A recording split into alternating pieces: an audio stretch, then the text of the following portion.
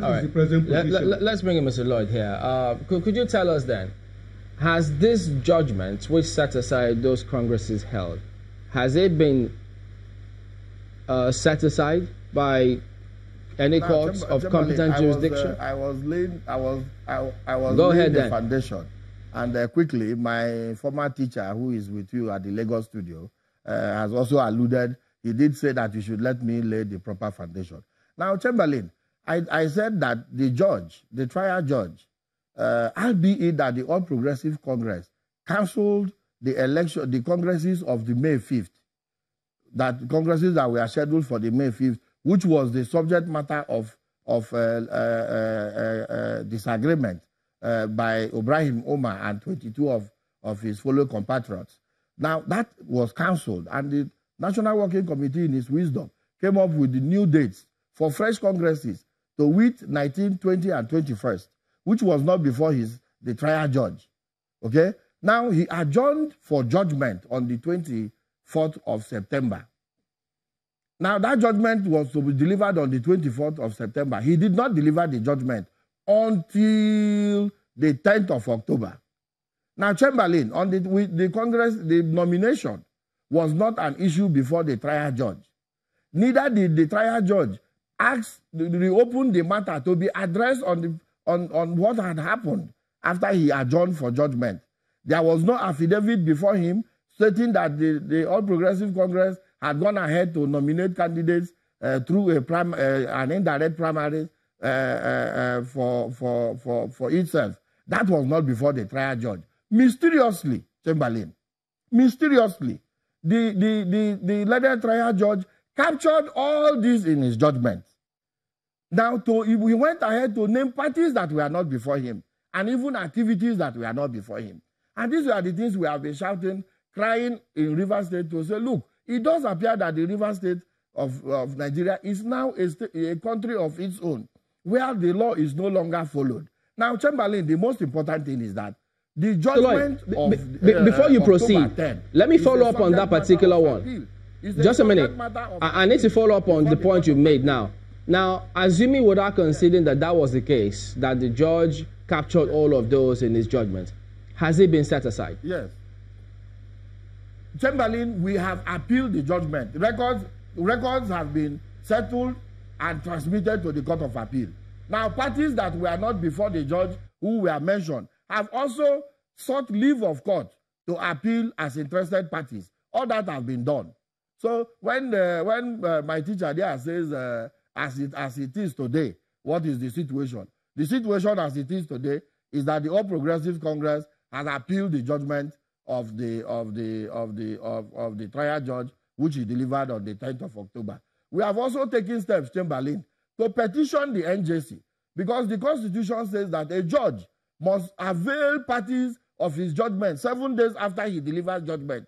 Ironically, in this case, we got the judgment after 13 days. These are the things we are suffering in Rivers State of Nigeria that have now turned itself to a pariah state. So the issue now is that a proper appeal has been entered, and I will want Nigerians to know, because the Magnus Abe camp have tried very hard to make the All Progressive Congress look like a bad boy. They try to make the All Progressive Congress. All right, but don't forget, this needs to go back and forth so we can get some understanding about it.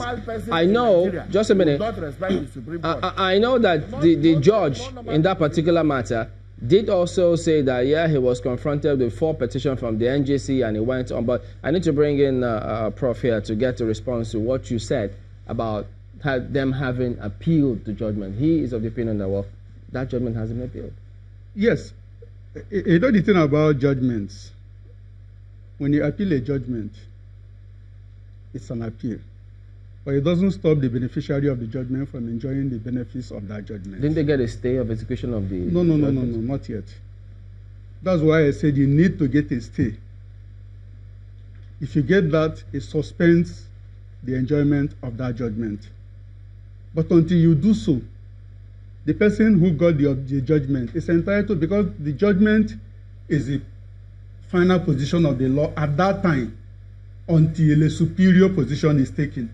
So the person who got the judgment is entitled to the benefit of the judgment until a court of competent jurisdiction asks him to stop, pending when the court finishes whatever it's doing on appeal.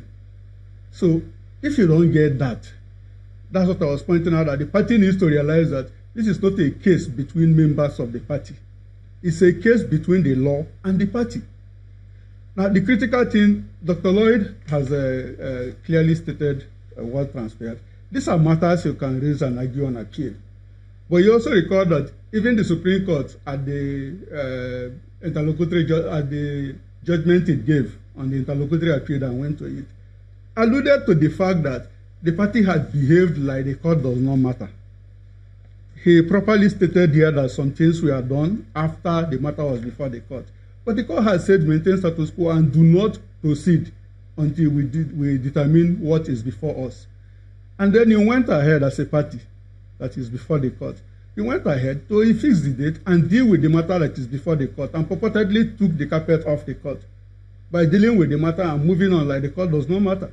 And that was what the Supreme Court deprecated seriously in its judgment. But why did they then say, why do I hear the argument that say that the Supreme Court did not rule on the interlocutory injunction? It didn't speak to the substance of the matter. And so your team cannot benefit from any of this. You can only be excited about it.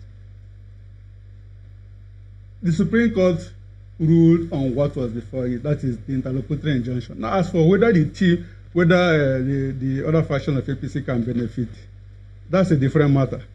And yes, they can. How? It's not even a matter of just they benefiting. It's a question of whether APC wants to stand in the election or not.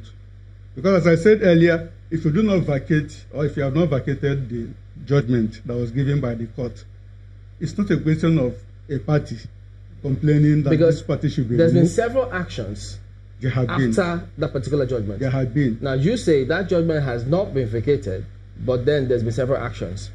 The actions that we are taking before the judgment, that's what Dr. Lloyd referred to. He said the court was dealing with matters that were not before it because they occurred outside the time that the matter was filed before the court. So he was saying that the subsequent congresses and the primary that was held were held outside what was before the court, and that it was wrong of the court to have referred to them, that those matters were not before them. And the parties, the beneficiaries from that primary and those congresses were not parties before the court. That's the point he was making. Mm-hmm. But there were things that were done in violation of the court. Such as? Those congresses, those rescheduled congresses that were done after the court. So just clarify. So those people that were included by the court were acting. Those actions that were taken in disobedience of the court. That's what the court annulled.